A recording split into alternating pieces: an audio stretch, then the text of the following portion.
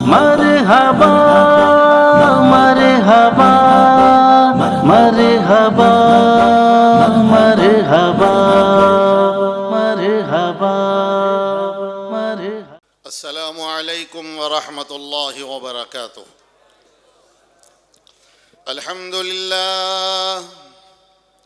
الحمد للہ کفا وسلام علی عباده الذین اصطفى اما بعد فقد قال الله تبارك وتعالى في القرآن المجيد والفرقان الحميد فأعوذ بالله من الشيطان الرجيم بسم الله الرحمن الرحيم إن هذا القرآن يهدي للتي هي أقوم وقال الله تبارك وتعالى ما آتاكم الرسول فخذوه وما نهاكم عنه فانتهوا وقال الله تبارك وتعالى يا أيها الذين آمنوا قوا أنفسكم وأهليكم نارا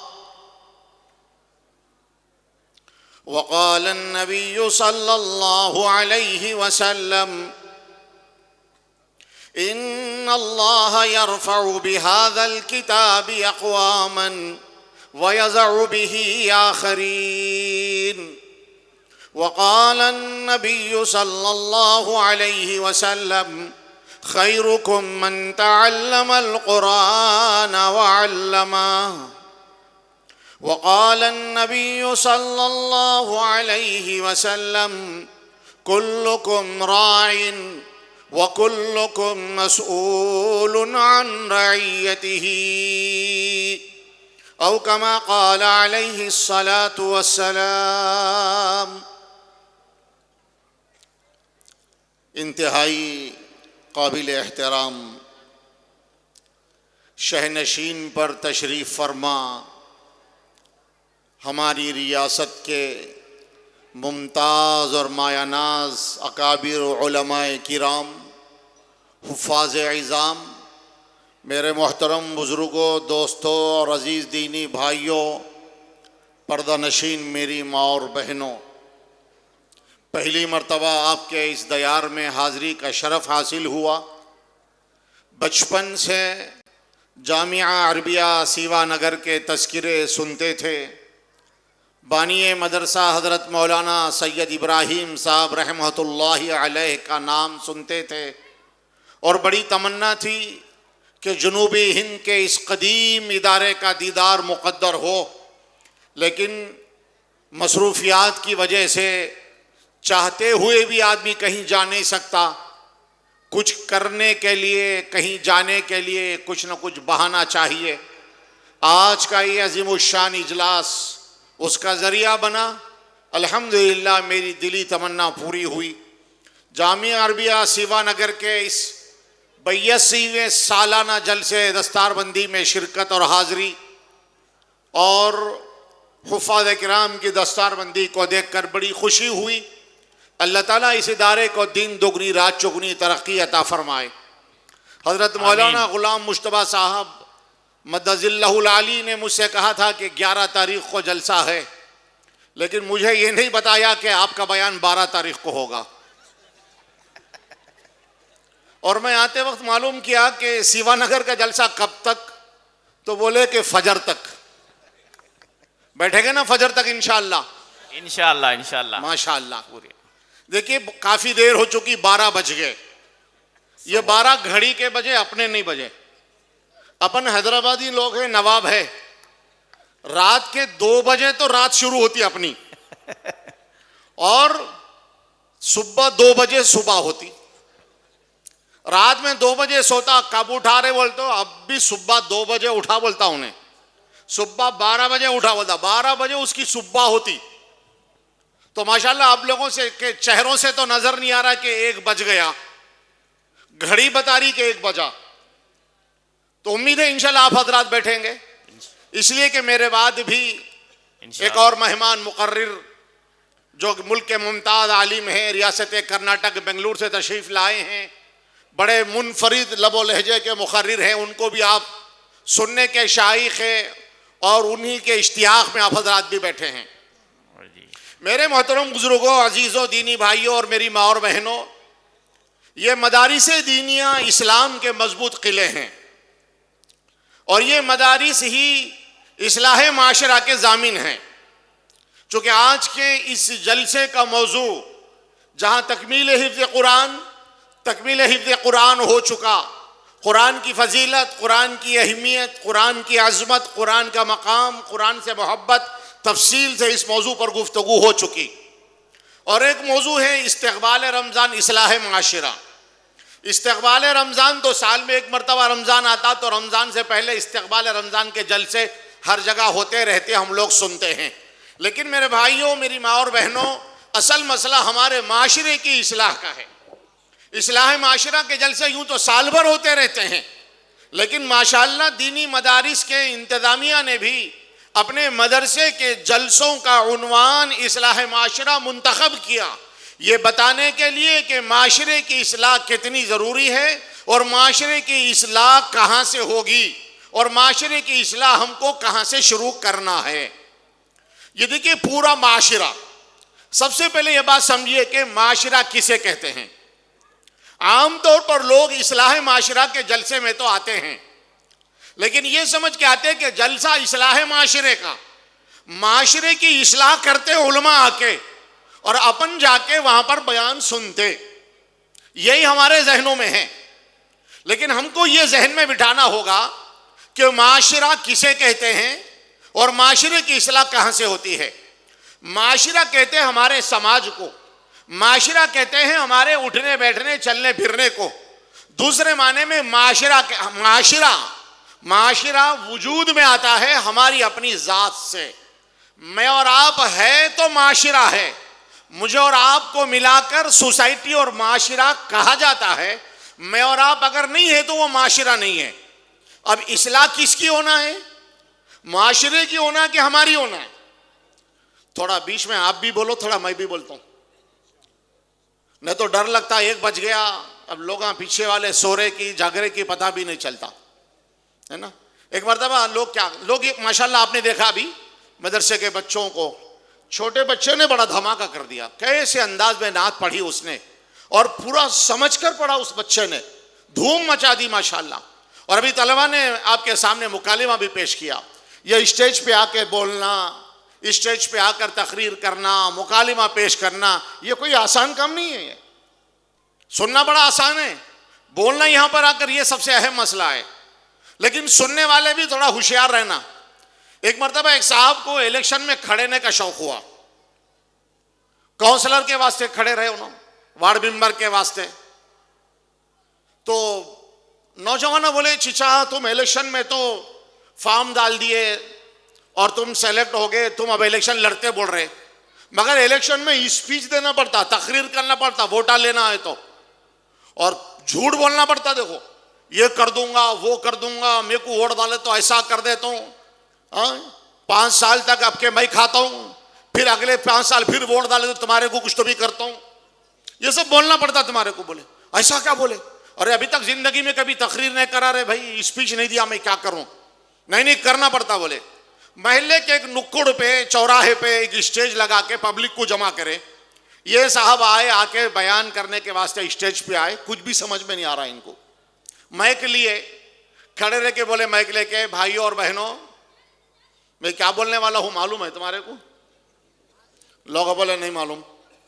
ارے جاہلاں کہیں کہ تمہارے کو معلوم ہی نہیں تو میں کیا بیان کروں، بول کے جلسہ برخاست کر دیا۔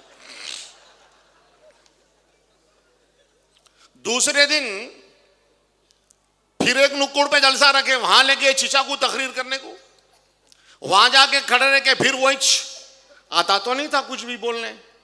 اب بولے میرے بھائی اور بہنوں میں کیا بولنا ہو والا ہوں معلوم۔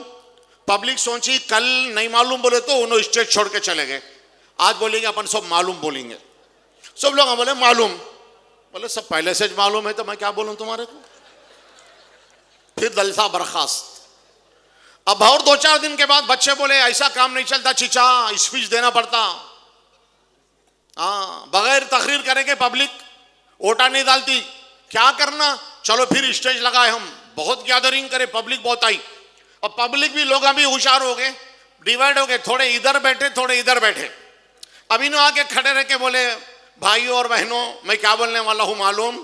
تو سیدھے ہاتھ والے بولے معلوم, داویں ہاتھ والے بولے نہیں معلوم. انہوں بولے جن کو نہیں معلوم ہے سو والوں سے پوچھ لو بول کے چلے گئے.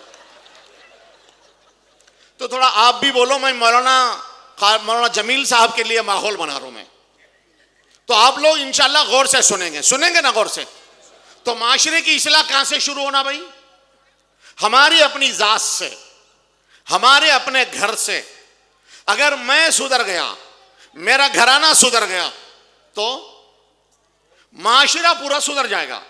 ہوگا کہ نہیں ہوگا؟ ہوگا. معاشرے کی اصلاح کے لیے اللہ تعالیٰ نے ایک بہترین پیغام دیا, دستور دیا. آپ زمانے جاہلیت کے اوپر غور کیجئے. حضور سرور کائنات فخر موجودات حضرت محمد مصطفیٰ صلی اللہ علیہ وسلم کی بعثت سے پہلے, آپ کی دنیا میں تشریف آوری سے پہلے پورے ملک عرب کا عالم کیا تھا, پوری دنیا کی حالت کیا تھی؟ اس وقت اس موضوع پر گفتگو کرنے کی ضرورت نہیں. میں اشارہ کر رہا ہوں, ساری دنیا بھر کی برائیاں ملک عرب کے اندر تھی, ساری دنیا بھر کی برائیاں مکے والوں کے اندر تھی. اللہ تعالیٰ نے اس زمانے کے معاشرے کی اصلاح کے لیے معلم انسانیت, معلم کائنات حضرت محمد مصطفیٰ صلی اللہ علیہ وسلم کو دنیا میں مبعوث فرمایا اور آپ کو نبوت عطا کی. سب سے پہلے آپ پر غار حرا میں قرآن مجید کا نزول ہوا, جسی قرآن مجید کی تکمیل کا یہ جلسہ ابھی ہوا. اور ان 4 خوش نصیب بچوں نے اس پورے قرآن کو جو پورے معاشرے کی اصلاح کے لیے دنیا میں نازل ہوا اپنے سینے میں محفوظ کر لیا, اور روئے زمین کے سب سے مقدس ترین اللہ کے بندے اور اللہ کے سب سے محبوب بندے منتخب ہو چکے ہیں. یہ اس لیے کہ دنیا میں حضور نبی کریم صلی اللہ علیہ وسلم نے صاف فرما دیا 1500 سال پہلے, خیرکم من تعلم القرآن وعلمہ. تم میں سب سے بہتر آدمی کون ہے؟ تم میں سب سے بہتر شخصیت کون ہے؟ تم میں سب سے بہتر وہ ہے جو قرآن کو پڑھتے اور پڑھاتے ہیں. ان مدرسوں میں پڑھنے والے بچے, ان مدرسوں میں پڑھانے والے اساتذہ, یہ دنیا کے سارے انسانوں میں سب سے ممتاز, سب سے افضل ہیں. یہ وہ بچے ہیں جو اس قرآن کو اپنی سینے میں محفوظ کر لیتے ہیں. جو قرآن حضور نبی کریم صلی اللہ علیہ وسلم کی ذات اقدس پر نازل ہوا, سب سے پہلے قرآن نازل ہو رہا ہے. اللہ تعالیٰ سب سے پہلے وحی بھیج رہے ہیں. حضرت جبرائیل تشریف لائے ہیں, حضور غار حرا کے اندر بیٹھے ہوئے ہیں. جبرائیل اپنی اصلی حالت میں آتے ہیں اور حضور پاک صلی اللہ علیہ وسلم کو سلام عرض کرتے ہیں. اس کے بعد کہتے ہیں اقرأ بسم ربک الذی خلق. نبی جی پڑھیے. نبی کہتے ہیں ما انا بقارین, میں پڑھا ہوا نہیں ہوں, نہ کسی استاد کے پاس گیا, نہ کسی مکتب میں گیا, نہ مدرسے میں گیا, نہ اسکول میں گیا, نہ کالج میں گیا, میں کیا پڑھوں؟ حضرت جبرائیل نے 3 دفعہ آپ کو اپنے سینے سے لگایا, بھینچا اور چھوڑا. اس کے بعد آپ کو وہ آیتیں پڑھ کر سنائی جو اللہ نے حضور پر نازل فرمائی.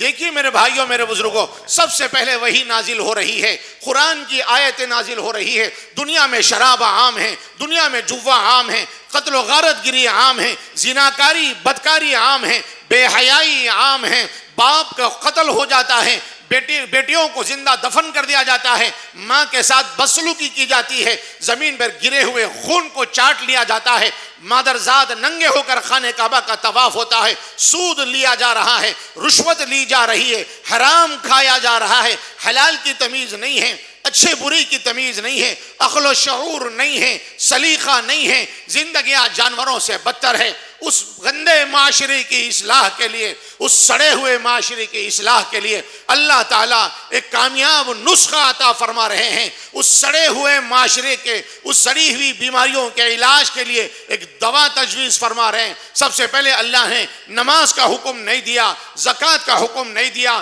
اللہ نے حج کا حکم نہیں دیا, اللہ نے سب سے پہلے حقوق نہیں بتائے. اللہ نے پورے معاشرے کی اصلاح کے لیے 500 سال سے بگڑے ہوئے معاشرے کی اصلاح کے لیے اگر اللہ نے کوئی اصلاح معاشرے کا ذریعہ کسی چیز کو بنایا، قرآن کو بنایا، سب سے پہلے قرآن نازل ہوا اور قرآن کی آیتیں نازل ہوئی۔ اقرأ بسم ربک الذی خلق خلق الانسان من علق اقرأ وربک الاکرم الذی علم بالقلم علم الانسان ما لم یعلم۔ یہ قرآن کی وہ 5 آیتیں ہیں جو سب سے پہلا وحی ہے، سب سے پہلی آیتیں ہیں۔ یہ آیتیں اللہ نے نازل فرمائی۔ میرے بھائیوں، میری پیاری ماں بہنوں، ہمیں معلوم ہونا چاہیے ان آیتوں کے ذریعے سے اللہ کیا پیغام دے رہے ہیں، ان آیتوں میں کیا حکم دیا جا رہا ہے۔ ارے معاشرے کی اصلاح کا موقع ہے، گندے معاشرے کو سدھارنا ہے، اس کے لیے اللہ قرآن نازل فرما رہے ہیں۔ تو سب سے پہلے کیا ہے؟ اللہ فرما رہے ہیں لوگوں تعلیم حاصل کرو، علم عام کرو، ایجوکیشن کے اوپر اپنے آپ کو لاؤ،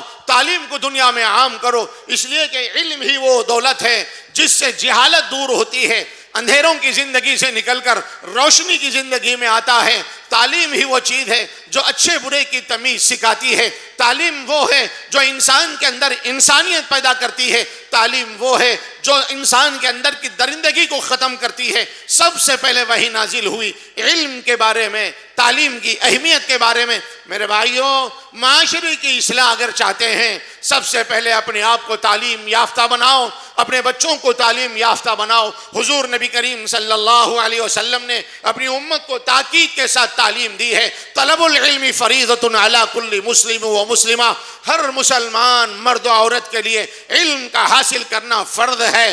کھانے پینے سے زیادہ، اپنی دنیا کے رہن سہن اور طور طریقوں کو سدھارنے سے زیادہ تعلیم کا حاصل کرنا انسانیت کے لیے ضروری ہے۔ تعلیم انسانیت کی معراج ہے۔ یہ دینی مدارس سب سے پہلا جو اللہ کی طرف سے دیا ہوا پیغام ہے تعلیم، اسی تعلیم کو عام کرنے کے لیے مدرسے قائم کیے جاتے ہیں۔ حضور نبی کریم صلی اللہ علیہ وسلم نے بھی مکے کے اس پرآشوب دور میں سب سے پہلے جو کام کیا ہے، حضور نے سب سے پہلے دار ارقم میں مدرسہ کھولا ہے، وہاں سے معاشرے کی اصلاح کا کام شروع ہوا۔ اصلاح معاشرہ کے لیے سب سے پہلے تعلیم ضروری ہے۔ دنیا کی تعلیم بھی ضروری، دین کی تعلیم بھی ضروری، لیکن دین کی تعلیم مقدم ہے، دین کی تعلیم افضل ہے، دین کی تعلیم اعلیٰ ہے، دین کی تعلیم سب سے زیادہ ضروری ہے۔ یہ علماء، یہ مدارس والے دنیاوی تعلیم کی مخالفت ہرگز بھی نہیں کرتے ہیں، بس یہ پیغام دیتے ہیں سب سے پہلے اپنے بچوں کو دینی تعلیم دلاؤ، بچے کو پہلے قرآن پڑھاؤ، بچے کو پہلے کلمہ سکھاؤ، بچے کو پہلے اللہ کا تعارف کراؤ، بچوں کے سامنے ایمانیات کا درس دو، بچوں کے عقائد کو پہلے اپنے درست کرو، اس کے بعد پھر دنیا کی کوئی بھی تعلیم دے لو۔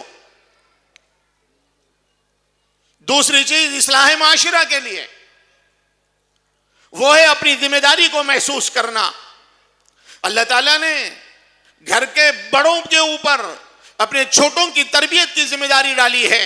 اصلاح معاشرہ کا کام اپنی ذات سے، علم آئے گا ذات کی اصلاح ہوگی، تعلیم آئے گی اپنے آپ کی اصلاح ہوگی، دوسرے گھر کے، اپنے گھر کے بچوں کی، اپنے گھر کے عورتوں کی، اپنے گھر کے بڑوں کی، اپنے گھر کے چھوٹوں کی تعلیم کی فکر کے ساتھ ان کی تربیت کی فکر بھی کریں گے، انشاءاللہ ہمارے گھر کا معاشرہ درست ہوگا۔ جب یہ دو چیزیں ہماری زندگی میں آ جائیں، ایک ہماری اپنی ذات کی اصلاح، دوسرے ہمارے اپنے گھر کی اصلاح، تو پھر میرے بھائیوں پورے معاشرے کی اصلاح بڑی آسانی سے ہو جائے گی۔ ارے ہوگی کہ نہیں ہوگی؟ بولیے، ہوگی نا؟ اب آئیے، میں نے قرآن کریم کی ایک آیت شریفہ تلاوت کی۔ اللہ کے رسول اللہ تعالیٰ فرما رہے ہیں یا ایھا الذین آمنوا قوا انفسکم واہلیکم نارا، اے ایمان والو تم اپنے آپ کو اور اپنے اہل و عیال کو جہنم کی آگ سے بچاؤ۔ کیا مطلب ہے؟ مفسرین نے بہت ساری تفسیریں اس کی لکھی ہے۔ میں خلاصہ آج کے اس جلسے کے موضوع کو سامنے رکھ کر عرض کرتا ہوں، گویا اللہ تعالیٰ یہ فرما رہے ہیں کہ جہنم میں لے جانے والے جتنے برائیاں، جہنم میں لے جانے والی جتنی بدعمالیاں ہیں، ان بدعمالیوں سے، برائیوں سے اپنے آپ کو بچا لو۔ دوسرے معنی میں اے ایمان والو تم اپنے آپ کی اور اپنے اہل و عیال کی اصلاح کر لو۔ اگر اپنے آپ کی اصلاح کر لیے، اپنے گھر والوں کی اصلاح کر لیے، خود بخود جہنم کے عذاب سے، جہنم کی آگ سے بچ جائیں گے، جنت میں جانے کے مستحق بنیں گے۔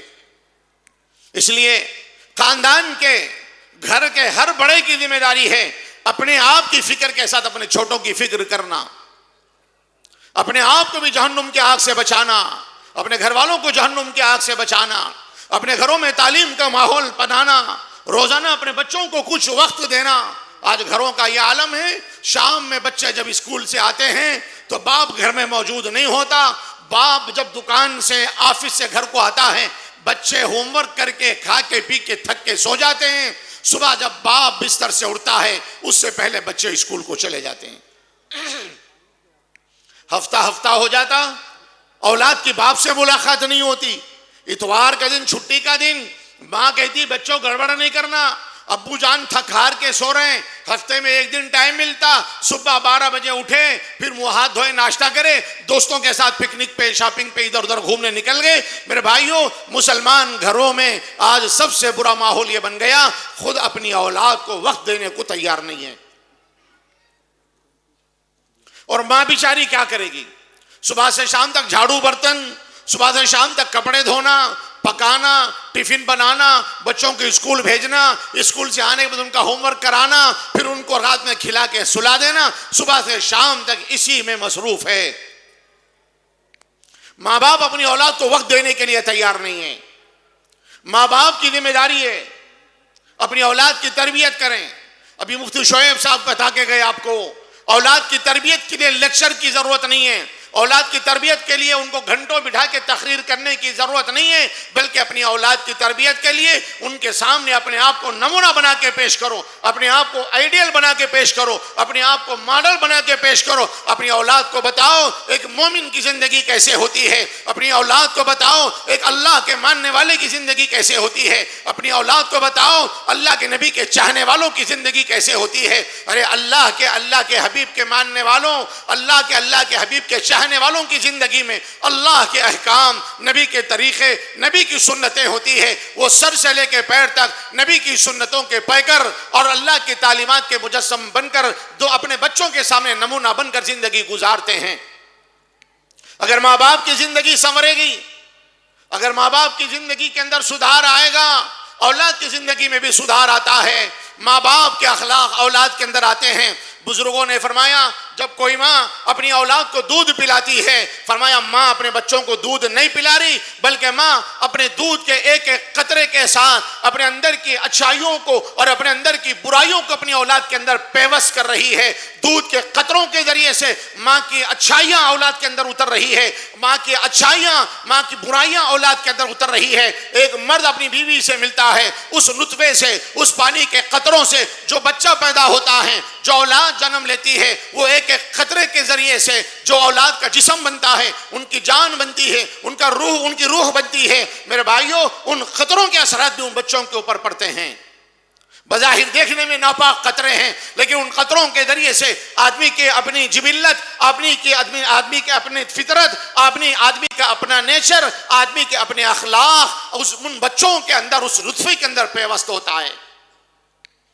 ماں باپ اگر دیندار ہوں گے اولاد بھی دیندار ہوگی، ماں باپ نیک ہوں گے اولاد بھی نیک بنے گی۔ ماں باپ کی ذمہ داری ہے سب سے پہلے اپنے آپ کو سنوارنا، پھر اپنے اولاد کی فکر کرنا، ان کی تربیت کی فکر کرنا، اس سے انشاءاللہ معاشرے کی اصلاح ہوگی۔ ایک دور تھا عورتوں کا دینی مزاج تھا، عورتوں کے اندر تقویٰ تھا، عورتوں کے اندر طہارت تھی، عورتوں کے اندر پاکیزگی تھی، عورتوں کے اندر شرم تھی، عورتوں کے اندر حیا تھی، تو پھر ان کے پیٹ سے پیدا ہونے والے بچے وقت کے ولی ہوا کرتے تھے۔ ایک مرتبہ ایک نوجوان سفر میں جا رہے ہیں، لمبا سفر ہے، پیدل سفر کرتے کرتے تھک گئے، شدت کی بھوک بھی لگی، پیاس بھی لگی ہوئی ہے، بھوک بےتاب کر رہی ہے، نہر کے کنارے کنارے چل رہے ہیں۔ نہر میں دیکھا ایک سیب ہے، سڑا ہوا ہے، ہلکا پھلکا ہے، پانی کے اوپر تیرتا ہوا جا رہا ہے۔ بے تحاشا بھوک سے بےتاب ہو کر اس سیب کو اٹھایا اور دھو کر کھا لیا۔ جب جان میں جان آئی، خیال آیا ارے یہ سیب کا تو میں مالک نہیں تھا، یہ سیب میں نے کھا لیا، میرے لیے ناجائز ہے، پتہ نہیں یہ کس کا سیب ہے۔ تلاش کرتے کرتے پتہ چلا فلانے جگہ پر کئی کلومیٹر دور پہ ایک باغ ہے سیب کا، وہ باغ کے جھاڑ کا یہ گرا ہوا سیب تھا۔ اب دل میں ایک فکر پیدا ہو گئی، ارے کھانے کو تو کھا لیا، بھوک مٹانے کو بیتابی میں سیب کو اپنے حلق کے نیچے اتار لیا، لیکن کل حشر کے میدان میں خدا کو جواب دینا ہوگا، اللہ کے پاس مجھ سے باز پرس ہوگی، تو نے ایک حرام کا سیب کھا لیا تھا، تو نے چوری کا سیب کھا لیا تھا، مالک کی اجازت کے بغیر تو نے سیب کو اپنے پیٹ میں اتار لیا تھا، تجھے اس کا حساب دینا پڑے گا۔ بے چین ہو گئے اور تلاش کرتے کرتے باغ تک پہنچ گئے۔ باغ کے مالک کو آواز دی، باغ کے مالک بھی بہت بڑے اللہ کے ولی تھے، ولی را ولی می شناس، ولی کو پہچانتا ہے، اللہ والے کو پہچانتے ہیں۔ جب یہ نوجوان جا کر ان سے عرض کرنے لگا، حضرات میں مسافر ہوں، بے قراری میں، بھوک کی شدت اور بیتابی میں نے آپ کے باغ سے گرے ہوئے ایک سیب کو اٹھا کر کھا لیا، وہ میرے لیے حرام تھا، میں اس کو حلال کرنے کے لیے آیا ہوں، خدا کے لیے مجھے معاف کر دو، مجھے معاف کر دو، غلطی سے میں نے وہ سیب کھا لیا۔ وہ بزرگ تان لیے، یہ نوجوان متقی ہے، یہ نوجوان پرہیزگار ہے، اس کے اندر خدا کا ڈر ہے، آخرت کا ڈر ہے، آخرت میں جواب دہی کا تصور لے کر یہاں تک آیا ہے، پہچان لیے اور بولے کہ بیٹا ایسے معاف نہیں کروں گا، معافی کے لیے بھی میرے پاس کچھ شرطیں ہیں، قیمت دے دو۔ کہنے لگا کہ میرے پاس قیمت دینے کے لیے پیسے نہیں ہیں۔ کہا کہ جب قیمت دینے کے لیے پیسے نہیں ہیں تو پھر میری شرط ماننا پڑے گا۔ کہا، فرمایا تم کو میری بیٹی سے نکاح کرنا پڑے گا، میری بیٹی سے نکاح کرنا پڑے گا۔ آج معاشرے میں ہمارے بھی اپنی بیٹیوں کی شادیاں کرتے ہیں، بچیوں کے رشتے تلاش کرتے ہیں، لیکن ہر ماں باپ کی فکر یہ ہے داماد مالدار ہونا، داماد کھاتے پیتے گھرانے کا ہونا، داماد جو ہے جاب ہولڈر ہونا، داماد کوئی کمپنی کا مالک ہونا، داماد کوئی بڑا بزنس مین ہونا یا گورنمنٹ جاب ہونا، داماد کا بنگلہ ہونا، میری بیٹی کو کار میں لے کے گھومنا، میری بیٹی کو عائش کرانا، ہر ماں باپ کی یہ خواہش ہے۔ کوئی ماں باپ یہ نہیں سوچ رہے میرا داماد دیندار ہونا، میرا داماد متقی ہونا، میرا داماد پرہیزگار ہونا، میرا داماد اللہ کا ولی ہونا، میرا داماد حافظ ہونا، میرا داماد عالم ہونا، میرا داماد مفتی ہونا، میرا داماد معلم ہونا، میرا داماد محدث ہونا، یہ فکر نہیں ہے۔ فکر ہے تو دنیا کی فکر ہے، مال کی فکر ہے، میری بیٹی کو آرام سے رکھے، آخرت جائے بھاڑ میں کوئی فکر نہیں ہے۔ اور یہاں اپنی بیٹی کا نکاح کر رہے ہیں، بیٹی کا رشتہ کر رہے ہیں، نوجوان کو تاڑ لیے، یہ تقویٰ طہارت والا ہے، نیک اور صالح ہیں، اس لیے کہا کہ میری بیٹی سے شادی کرنا ہوگا۔ لیکن سنو میری بیٹی کیسی ہے بتاتا ہوں، سنو میری ماں اور بہنوں، آج کے اس جلسے سے یہ پیغام لے کر جاؤ، عورت کو کیسے ہونا چاہیے، ایک بیٹی کی زندگی کیسی ہونی چاہیے، اپنی بیٹیوں کی تربیت کیسے کرنا چاہیے۔ کہنے لگے میری بیٹی آنکھوں سے اندھی ہے، میری بیٹی کانوں سے بہری ہے، میری بیٹی ہاتھوں سے لولی ہے، میری بیٹی کے پیر نہیں ہے، پیروں سے معذور ہے، آنکھوں کی معذور، کانوں کی معذور، زبان کی معذور، گنگی منہ کی ہے اور جو ہے لنگڑی اور لولی ہے، تم کو اس سے شادی کرنا پڑے گا۔ ارے مرتا کیا نہ کرتا، اگر سیب کھانے کے جرم کو معاف نہیں کریں گے، کل حشر کے میدان میں خدا کے سامنے پکڑ ہوگی، اللہ کے سامنے جواب دینا پڑے گا۔ میں اپنے خدا کو کیا منہ دکھاؤں گا اگر اس لنگڑی لولی اور مکی بہری اندھی لڑکی سے اگر میں شادی کر لوں؟ ارے چند دن کی دنیا ہے، کیسے بھی گزر جائے گی، گزارنا تو ہے ہی۔ چلو آخرت کی فکر کے لیے، آخرت کی پکڑ سے بچنے کے لیے مجھے یہ رشتہ منظور ہے، رشتہ منظور کر لیا، ماشاءاللہ، نکاح ہو گیا۔ حضرت نے وہی باغ میں دو گواہوں کو بلایا، نکاح پڑھ دیا۔ دنیا میں یاد رکھ لو میرے بھائیوں، شریعت کے اندر جتنی عبادتیں ہیں، نکاح بھی ایک عبادت ہے، شادی بھی ایک عبادت ہے۔ یہ الگ بات ہے ہمارے معاشرے میں نکاح اور شادی کو رسم سمجھا جاتا ہے۔ نکاح اور شادی اور ولیمے کو لوگ کہتے ہیں بابا آدم سے سلسلہ چل رہا، اب تک چل رہا، قیامت تک چلیں گا۔ بڑے لوگ شادیاں کر رہے، ہم بھی کر رہے، امت کے نوجوانوں کو پتہ نہیں ہے، امت کی بیٹیوں کو پتہ نہیں ہے نکاح فرض ہے، نکاح عبادت ہے، نکاح سنت ہے۔ عبادت اور سنت طریقے پہ ہوتے ہیں، عبادت اور سنت اللہ کے مرضی کے مطابق ہوتے ہیں۔ سبحان اللہ، سبحان، نعرہ تکبیر، نعرہ تکبیر، علماء دیوبند، علماء دیوبند۔ نکاح ہو رہا ہے سادگی کے ساتھ، اتنا آسان ہے نکاح۔ ارے 2 رکعت نماز پڑھنا مشکل ہے، نماز کے لیے شرائط ہے، نماز کے لیے وضو کا ہونا، نماز کے لیے غسل کا ہونا، نماز کے لیے وقت کا ہونا، نماز کے لیے جگہ کا پاک ہونا، نماز کے لیے بدن کا پاک ہونا، نماز کے لیے کپڑوں کا پاک ہونا، نماز کے لیے وقت کا پایا جانا بھی ضروری ہے، اور جماعت سے نماز پڑھنے کے لیے مسجد بھی ضروری۔ نکاح کے لیے کوئی شرط نہیں ہے، نکاح اتنا آسان ہے، 2 رکعت نماز پڑھنا مشکل ہے، اللہ کی قسم نکاح اس سے زیادہ آسان ہے۔ سبحان اللہ، سبحان اللہ۔ کیا ہے نکاح میں؟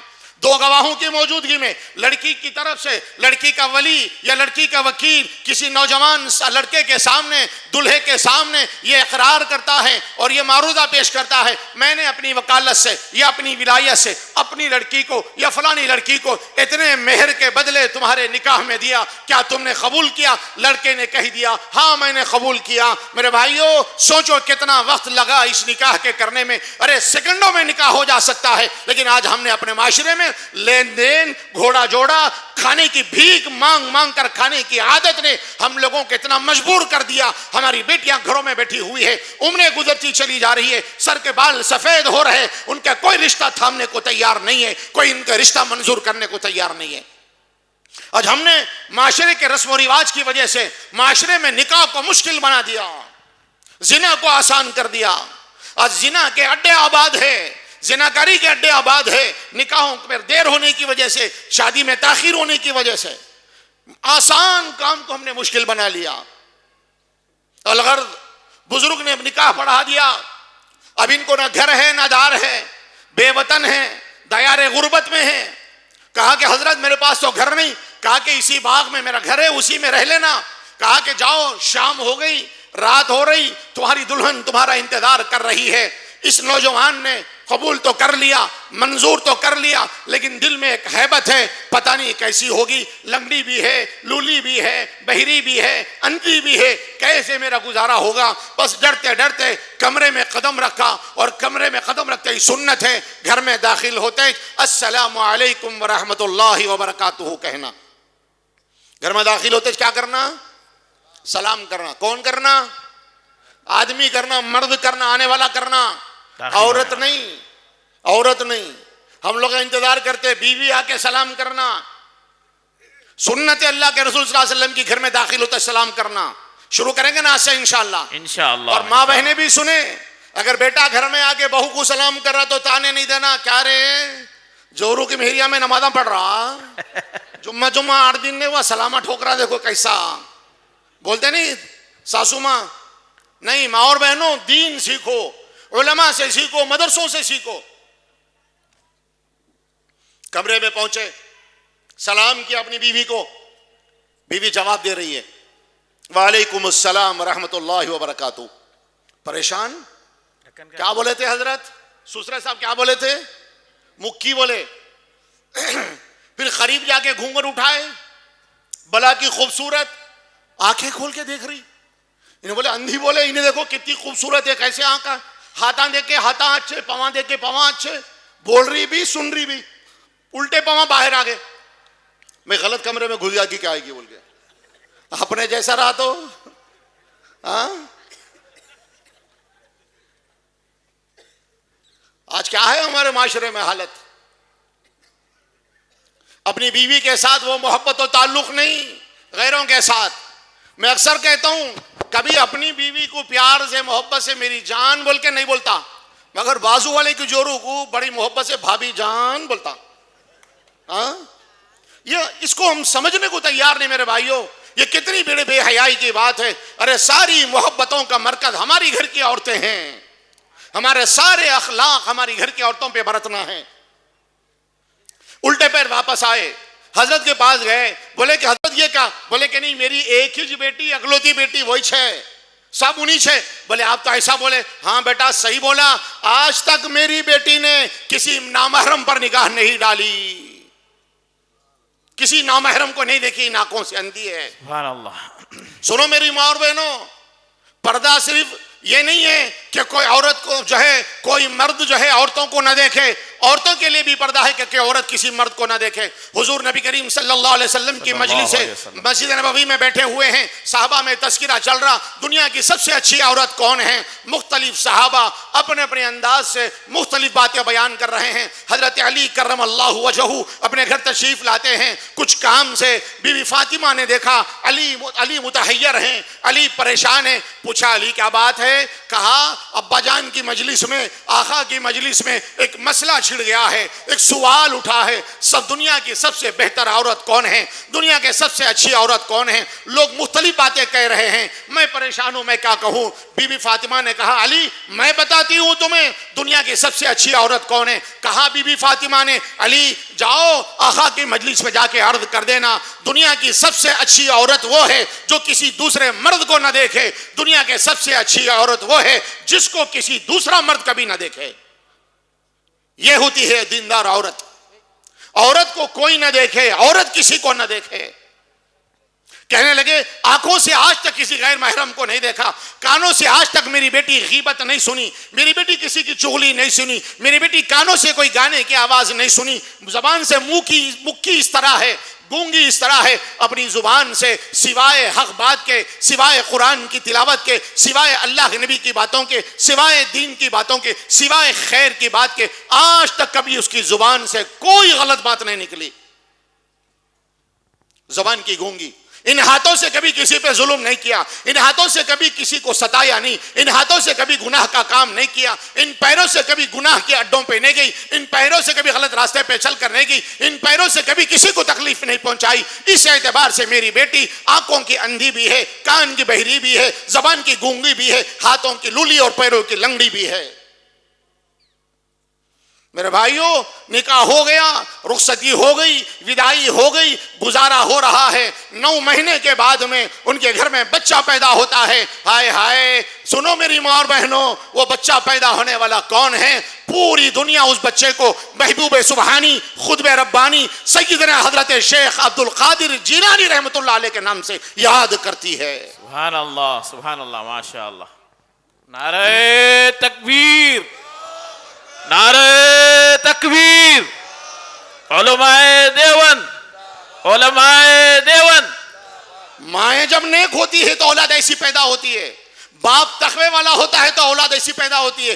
آج ہر گھرانے کا رونا ہے مولوی صاحب بچے نافرمان ہیں، بچے دغا باز ہیں، ماں باپ کی سنتے نہیں، ارے کوئی تعویذ دے دو، کوئی دعا، ارے تعویذوں سے کیا ہونے والا ہے؟ دوسروں کی دعاؤں کا وہ اثر نہیں جو ماں باپ کی دعاؤں میں ہے، دوسروں کے دعاؤں میں وہ اثر نہیں جو ماں باپ کے اخلاق میں ہے، جو ماں باپ کے کردار میں ہے، جو ماں باپ کے ایمان میں ہے، جو ماں باپ کے سینوں کے اندر چھپے ہوئے اخلاق ہیں، اس کا جتنا اثر ہے کسی دوسرے کی دعا کا وہ اثر نہیں ہوتا۔ بے شک بے شک۔ ماں باپ نافرمان، صبح سے شام تک ماں باپ کو گالیاں دے رہی ہے اولاد، صبح سے شام تک ماں باپ کے سامنے بدتمیزی کر رہی ہے اولاد، پریشان ہے ماں باپ، رو رہے ہیں، تڑپ رہے ہیں، بلک رہے ہیں اولاد کے بارے میں، لیکن کبھی یہ نہیں سوچا کہ یہ اولاد کے یہ جو کردار ہے، اولاد کے یہ اخلاق ہے، یہ کس کی دین ہے۔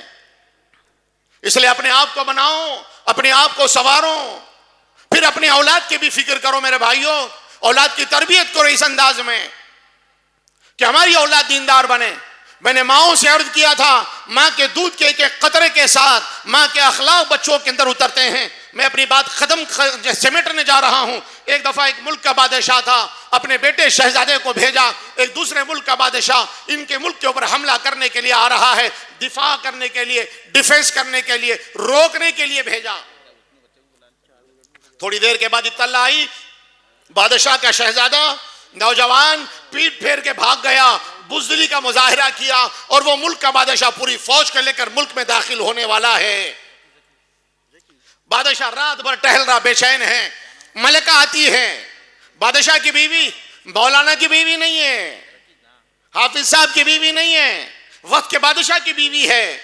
آگے پوچھتی بادشاہ سلامت کیا بات ہے، پریشان ہے؟ کہتے رہے جا دیوانی تو تیرا کام کر لے، ارے تو آرام سے سو جا، میرا مسئلہ میرے ملک کا مسئلہ ہے، تو کیوں اتنی پریشان ہے؟ بار بار بیوی نے اصرار کیا۔ بادشاہ نے بتایا ابھی اطلاع ملی ہے ہمارا بیٹا پیٹ پھیر کر بھاگ چکا ہے، ہمارے بیٹے نے بزدلی کا مظاہرہ کیا ہے، اور وہ دشمن ہمارے ملک پر حملہ کرنے کے لیے ملک کی سرحدوں کے اندر داخل ہو چکا ہے، میں پریشان ہوں، اپنی بادشاہت کو کیسے بچاؤں؟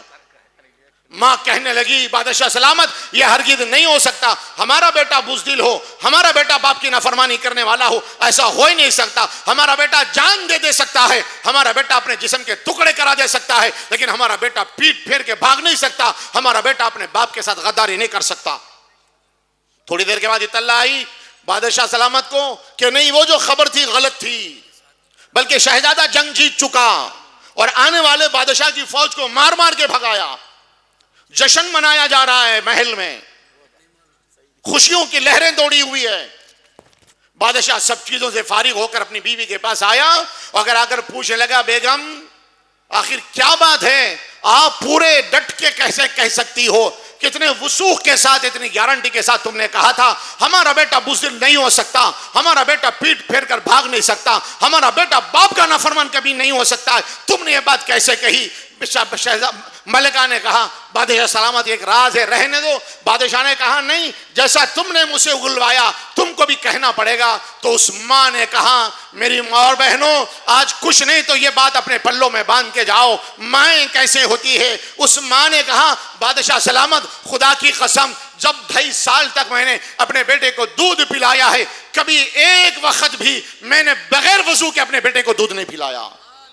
سبحان اللہ سبحان اللہ. یہ ہوتی تھی مائیں جو اپنی اولاد کو بغیر وضو کے دودھ بھی نہیں پلاتی تھی. آج ماں بچے کو دودھ پلا رہی, سامنے ٹی وی لگے ہوا ہے, ناچ گانا ہو رہا ہے, ماں بچے کو گود میں لے کر دودھ پلا رہی, ہاتھ میں موبائل ہے, گندے فلمیں دیکھ رہی ہے, ویڈیو دیکھ رہی ہے, گانے سن رہی ہے. بتاؤ میرے بھائیو اس ماں کی گود میں پلنے والی اولاد آگے چل کے کیا حافظ بنیں گی؟ اس ماں کی اولاد آگے چل کے وقت کے امام بنے گے, آگے چل کے وقت کا ولی بنے گا؟ نہیں, وہ بھی اسٹیجوں پہ آ کے ناچنے والے بنیں گے, سڑکوں پہ کھڑے کر گانے والے بنیں گے, لوگوں کی بہن بیٹیوں کو چھیڑنے والے بنیں گے, دوسروں کی عزتوں کو پامال کرنے والے بنیں گے, ماں باپ کی زندگی کو دنیا ہی میں جہنم بنا دیں گے.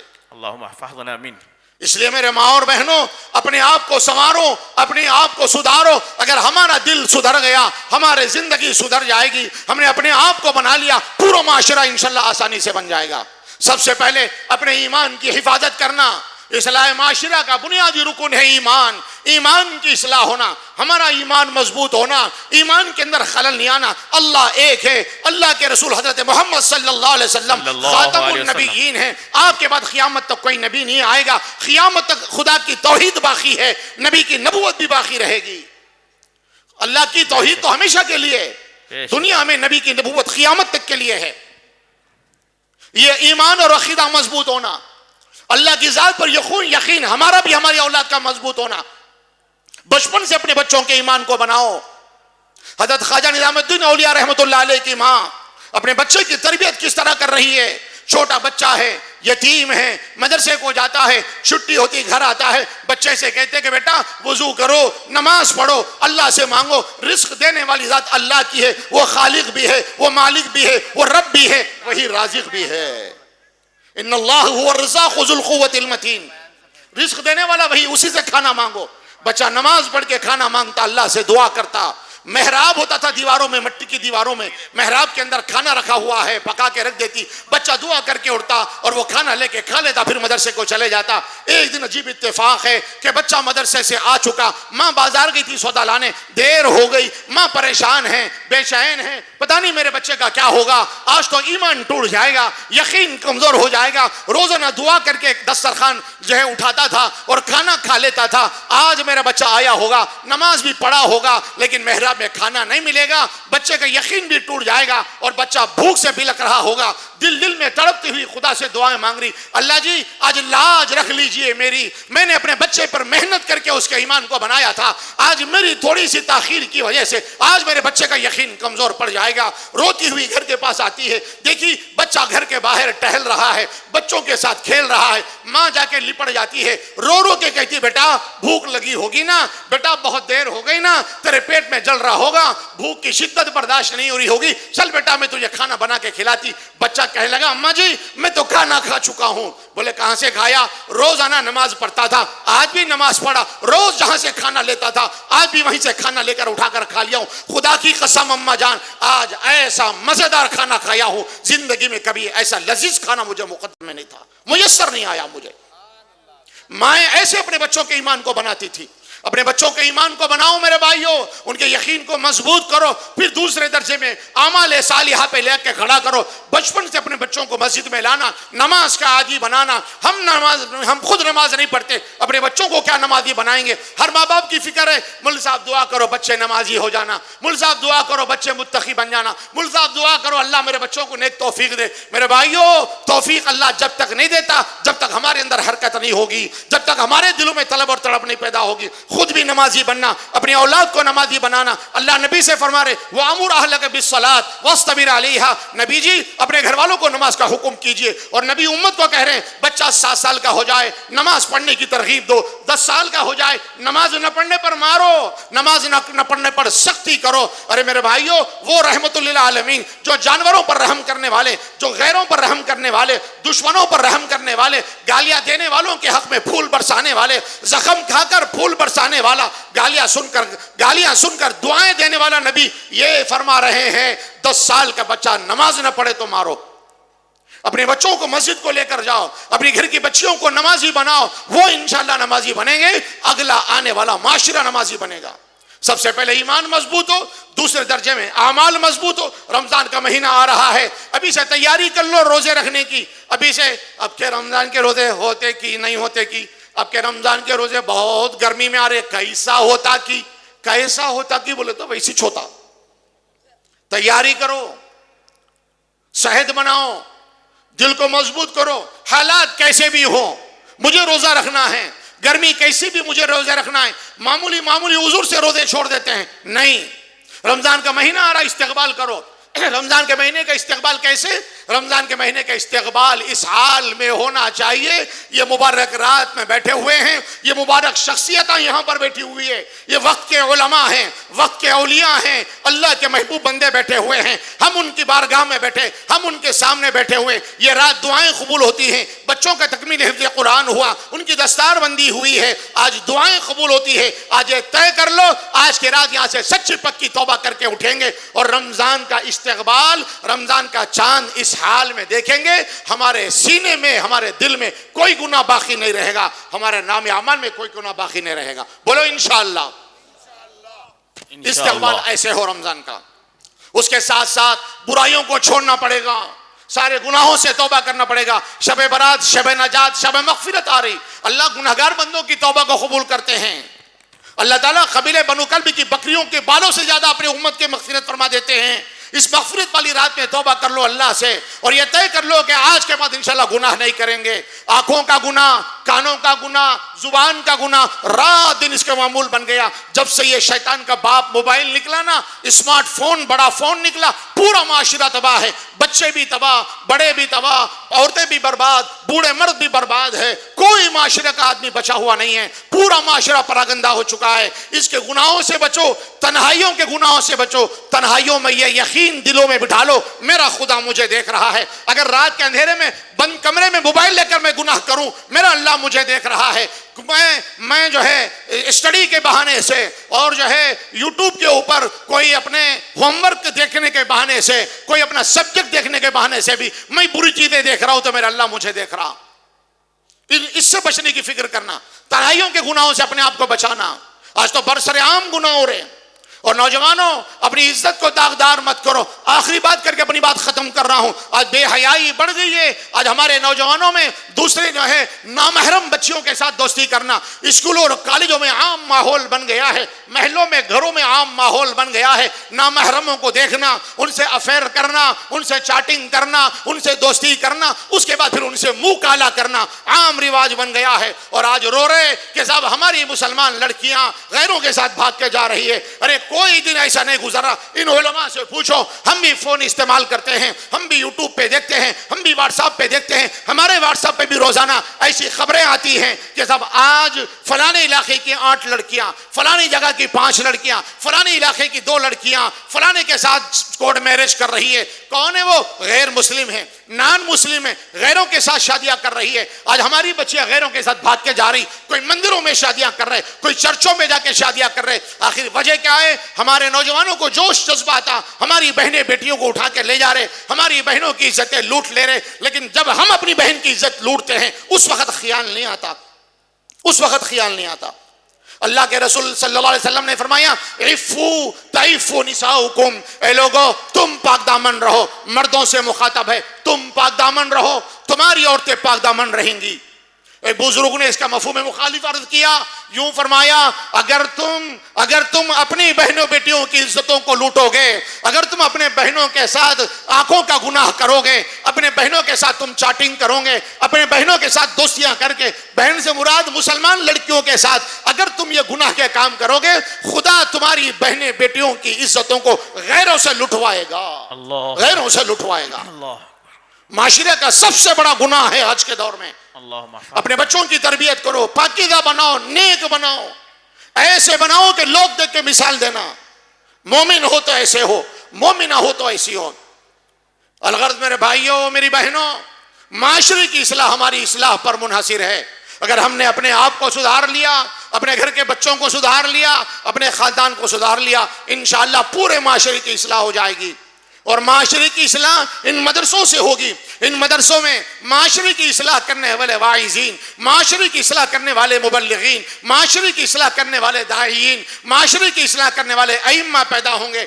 آج امت کی ہر دینی ضرورت ان مدرسوں سے پوری ہوتی ہے۔ ان مدرسوں کو محبت کی نگاہ سے دیکھو، ان مدرسوں کو اپنے خون پسینے کی دولت سے جو ہے ان کو سیراب کرو۔ ان مدرسوں کی ہر ضرورت کو اپنے گھر کی ضرورت سے پہلے پورا کرنے کی فکر کرو۔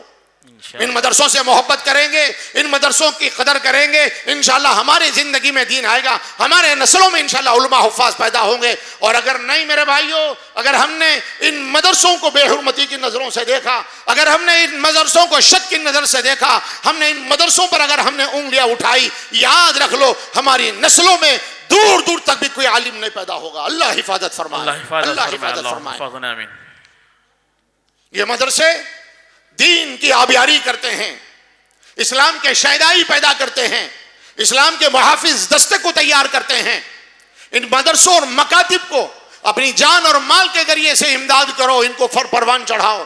حضرت مولانا علی میاں رحمۃ اللہ علیہ عالم عرب اور عجم کے مشہور بزرگ گزرے، حضرت مولانا ابو الحسن علی ندوی رحمۃ اللہ علیہ، حضرت نے فرمایا تھا ان مدرسوں اور مکاتب کو معمولی مت سمجھو، اے امت کے اے غیور مسلمانوں، اے ہندوستان کے مسلمانوں، ان مدرسوں اور مکاتب کی قدر کر لو۔ ان مدرسوں اور مکاتب کو چلانے کے لیے جان کی ضرورت پڑے جان لگا دینا، مال کی ضرورت پڑے اپنا مال لگا دینا۔ ارے اگر تمہارے پاس مال نہیں ہے، اگر تمہارے پاس پیسہ نہیں ہے، اگر تم غریب ہو، اپنے جسم کا خون بیچ دو، اپنے جسم کے خون کی ایک بوتل بیچ کے ان مدرسوں کی مدد کرو۔ تم اتنی ضرورت ہے ان مدرسوں کو قائم رکھنا۔ یہ مدرسے ہے تو ہم ہیں، یہ مدرسے ہے تو دین ہے اس ملک میں، یہ مدرسے ہے تو اسلام زندہ ہے۔ اور جب تک یہ مدرسے رہیں گے انشاءاللہ دنیا میں دین زندہ رہے گا۔ جب تک یہ علماء ہیں اسلام میں دین کا غلغلہ بلند ہوتا رہے گا انشاءاللہ۔ اللہ تعالی ہم سب کو ان مدرسوں کی قدردانی کی توفیق عطا فرمائے۔ ان مدرسوں کے ساتھ ساتھ مدرسوں میں پڑھنے والے حفاظ، مدرسوں میں پڑھانے والے علماء حفاظ کی بھی قدر کرنا۔ سب سے پہلا تعاون مدرسے کا اپنے گھر کے ایک بچے کو مدرسے کو دینا۔ کون کون دیں گے بھی ہاتھ اٹھاؤ۔ ارے بچے نہیں ہیں کیا سب کے گھر میں؟ ہے نا؟ وہ پرانا زمانہ تھا، وہ ہم دو ہمارے دو، اب بھی وہی چل رہا کیا؟ مسلمان اللہ کے رسول فرمایا تزوج الودود الولود فإنی مکاثر بکم الامم۔ ارے تم زیادہ بچے جننے والی عورتوں سے شادیاں کرو، بچے بہت پیدا کرو۔ بولے ہمارے نبی تو ہمارے کو بچے تو ہے نا گھر میں، تو ہاتھ اٹھا انشاءاللہ اپنے گھر کے ایک بچے کو دیں گے۔ بچوں کا چندہ دیں گے نا بھائی، ایک بچوں کو انشاءاللہ حافظ بنائیں گے۔ ہے نا؟ ابھی مولانا بتا رہے تھے نا اشعار میں، ایک بچہ 10 لوگوں کو جنت پہ لے جائیں گا جن پر جہنم واجب ہو چکی۔ 10 آدمی جنت پہ جائیں گے نہیں جائیں گے؟ جانا تو ایک بچے کا چندہ دینا، دیں گے نا سب انشاءاللہ۔ اور کیسا بچہ دینا معلوم؟